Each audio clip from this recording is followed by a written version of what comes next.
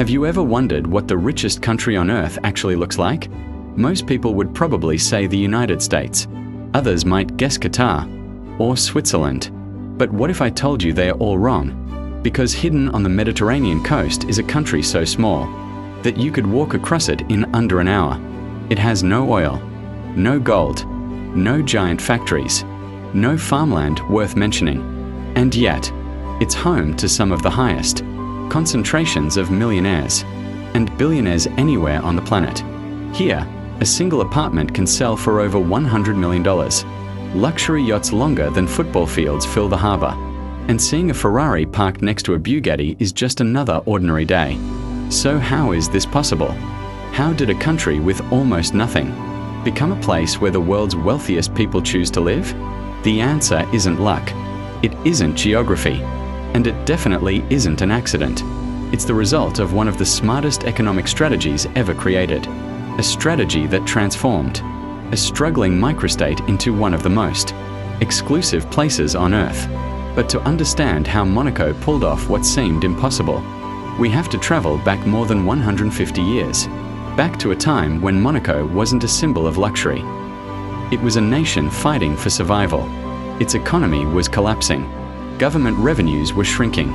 And after losing much of its territory, many believed the country's future was already decided. If Monaco had continued down the same path as every other small nation, there's a good chance you've never have heard its name today.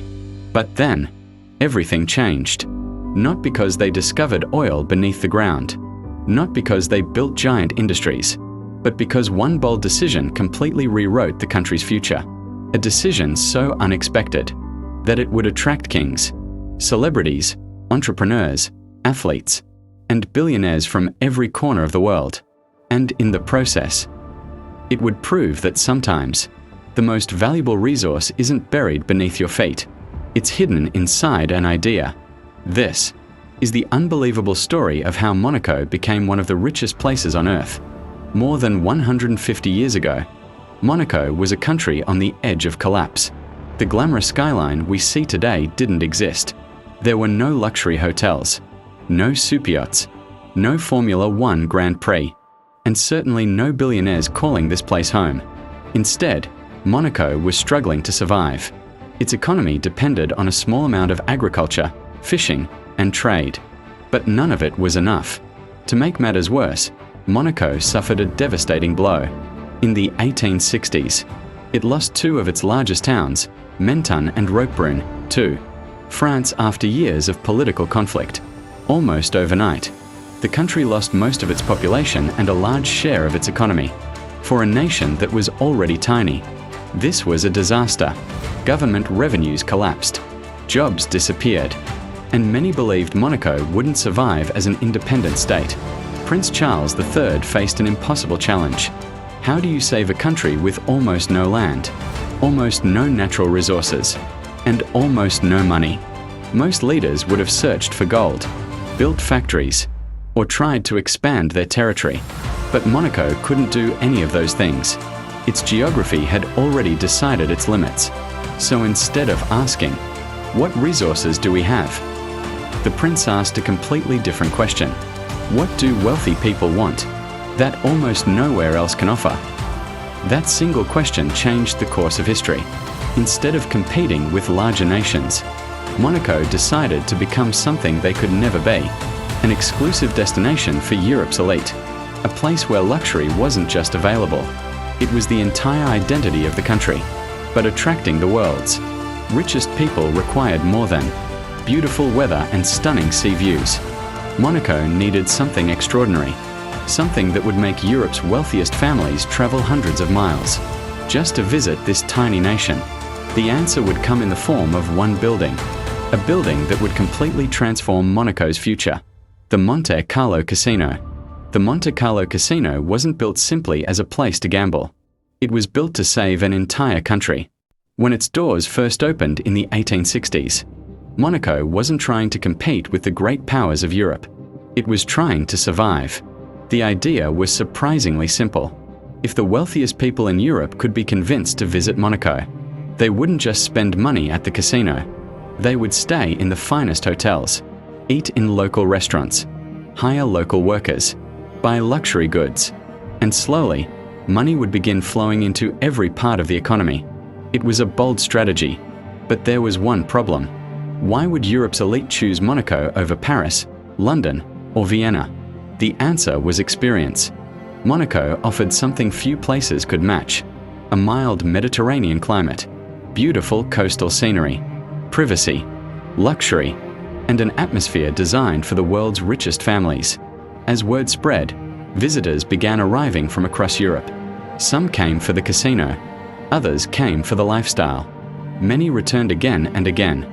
Every new visitor brought more business, more investment, and more international attention. Hotels expanded. Elegant villas appeared along the coastline. Luxury shops opened their doors. What had once been a struggling microstate was slowly transforming into one of Europe's most fashionable destinations. But Prince Charles III understood something important. Tourists could leave at any time. If Monaco wanted lasting prosperity, it needed wealthy people to live there permanently. That realization would lead to another decision, one that would make Monaco famous across the entire world. The next move would become Monaco's greatest advantage. Instead of asking wealthy visitors to simply spend their money, Monaco gave them a reason to stay. In the 19th century, much of Europe placed heavy taxes on personal wealth and income.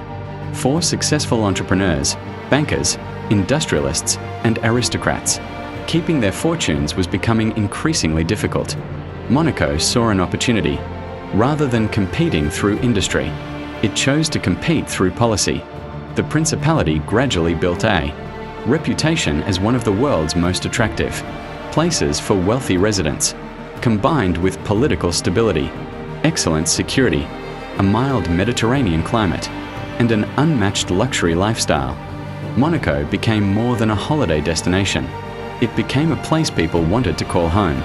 As more wealthy families settled in Monaco, something remarkable happened. Their money didn't just sit in bank accounts. It flowed into real estate, hotels, restaurants, luxury retail, private services, construction, and local businesses. Every new resident strengthened the economy. Every luxury apartment created jobs. Every new investment attracted even more investors. It became a cycle. Wealth attracted more wealth. Success attracted more success. Soon, Monaco wasn't simply known for its famous casino. It had become one of the world's most exclusive addresses. But success created a new problem. Monaco was running out of space.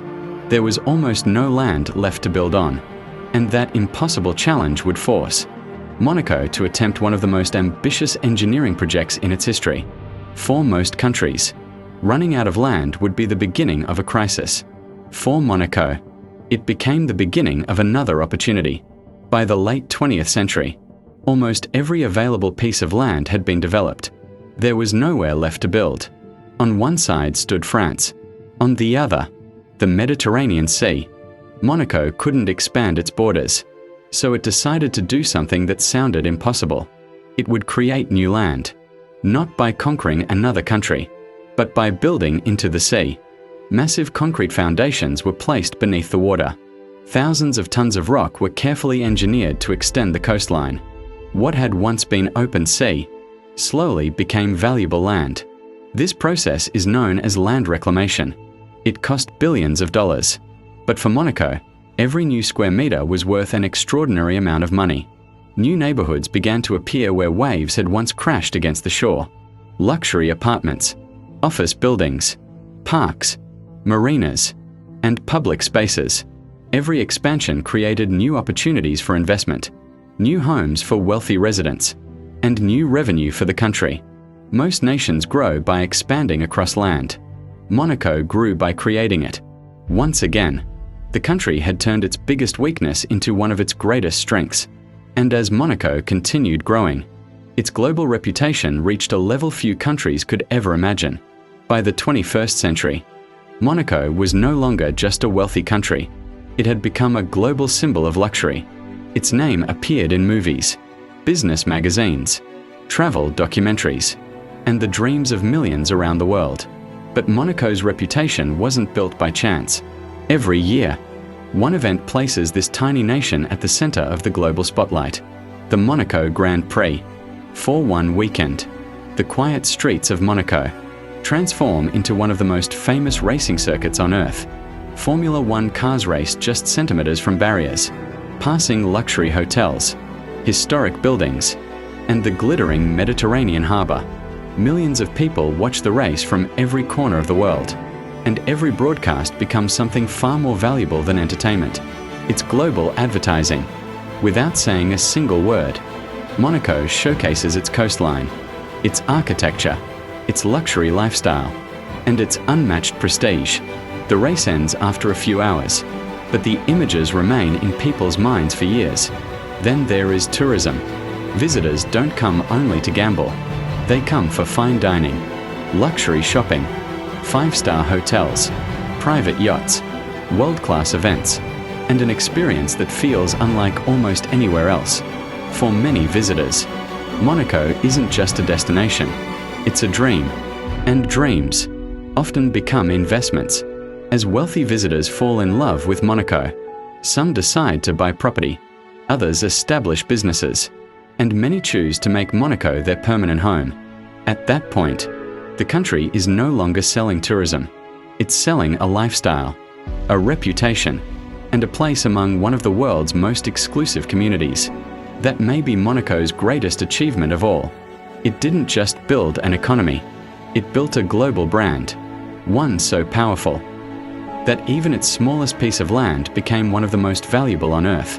But behind the luxury, behind the yachts, and behind the glamour, there is one final lesson that explains why Monaco's story matters to the rest of the world. So, what can the rest of the world learn from Monaco?